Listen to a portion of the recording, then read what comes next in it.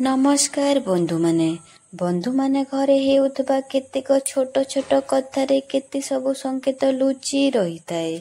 एही संकेत को जदि बुझा निया जाए तो आमे जानी परिबा जे भविष्यत रे आसुथिबा समय केमिति रहिबो एवं समस्यारू बंची परिबा। ज्योतिष अनुसार जेबे दरिद्रता बढ़िबार संभावना होइताए तो घरे छोट छोट घटना इशारा करिताए। आजिर एही भिडियो रे मु कहिबी गरीब आसीबा तो कौन कौन संकेत मिले थाए। तेबे चलंतु जानिबा। तो सेथिपाई भिडियोटा को शेष पर्यंत निश्चय देखंतु। बंधु माने जदि घरे किछि समस्या आसीबार थाए तो ताहार प्रभाव सबुठु प्रथमे घरे थिबा तुलसी गछ उपरे पड़ी थाए। तुलसी गछ पूरा सुखी जाई थाए, जहा द्वारा घर को दरिद्रता एवं समस्या आसीबार संकेत देई थाए।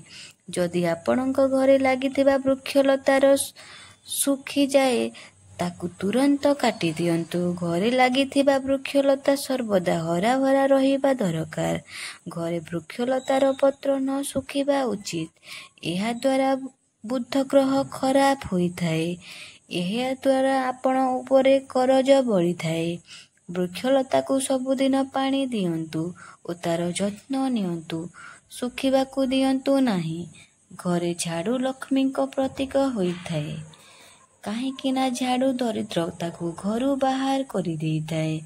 एहा द्वारा घरे सुख समृद्धि एवं धन दौलत आसीथाए। झाड़ू उपरे गोड़ रखिबा किंबा झाड़ू उपरे गोड़ न बजाइबा उचित। एहा द्वारा माँ लक्ष्मी को अपमान होइथाए। घरे कोनोसी छोट पिला जदि अचानक घर को झाड़ू करबाकू लागे तो ताहाकू घर को कोनोसी अतिथि आसीबार संकेत मना जाइथाए। सूर्यास्त परे घरे झाड़ू न लगेबा उचित, काहेकि ना या व्यक्तिर दुर्भाग्य को आमंत्रण करिथाए। झाड़ू को ठिया करिकी केबे हेले रखंतु नाही। झाड़ू को सर्वदा सुआई करी रखिबा उचित।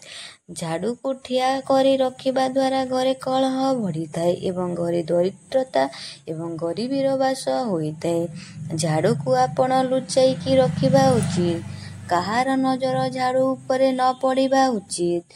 जो प्रकार धन को लुचाई की रखा जाए सही प्रकार झाड़ू को भी लुचाई की रखिबा उचित। वास्तव विज्ञान अनुसार जेहु लोक झाड़ू पाई कोनोसी भी प्रमुख स्थान न रखिकी झाड़ू को इयाड़े सियाड़े रखी दिए सेमानंकर घरे आर्थिक समस्या देखा देई थाए। एहा द्वारा खर्च बढ़ी थाए। बंधु माने गाई किंबा अन्य कोनोसी जीवजंतु को झाड़ू रे मारिबा अनुचित। एहा द्वारा माँ लक्ष्मी रागी थांती। जेउ घरे क्षीर उतुरी तले पड़ी थाए सेठारे अचानक खर्च बढ़ी थाए। घर लोकंकु रोगरे पड़ी जांती। बहुत लोक कही थांती जे क्षीर उतुरी तले पड़िबा शुभ होई थाए। तो आमे आपनंकु कही देउछु जदि बारंबार क्षीर उतुरी तले पड़ी जिबा तो एहा शुभ नुहे। सर्वदा एमिते न हेबा उचित। सेही परी आखी छट छट हेबा बा आखी डेइबा आपनंकु आसुतिबा समस्या विषय संकेत देइथाए। महिला मानकर बाम आखी डेइबा एहार मान हेउची आपनंकु जीवन रे किछि भल हेबाकू जाउछि। एहा शुभ संकेत इशारा करिथाए। जदि बाम आखी चारिपटे फड़ फड़ होइथाए एहार माने हेउची आपनंक विवाह जोग जल्दी ही आसीबार अछि। महिला मानकर डाहाण आखी डेइबा अर्थ अशुभ हेइथाए। डाहाण आखी डेइबा आपनंक जीवन रे संकट आसीबार संकेत देइथाए। सेही परी पुरुषंकर बाम आखी डेइबा अर्थ तांको जीवन रे अधिक कष्टदायक समय आसीबाकू जाउ। पुरुषंकर डाहाण आखी डेइबार अर्थ एहा अटे कि तांकर जीवन रे शुभ संकेत देइथाए।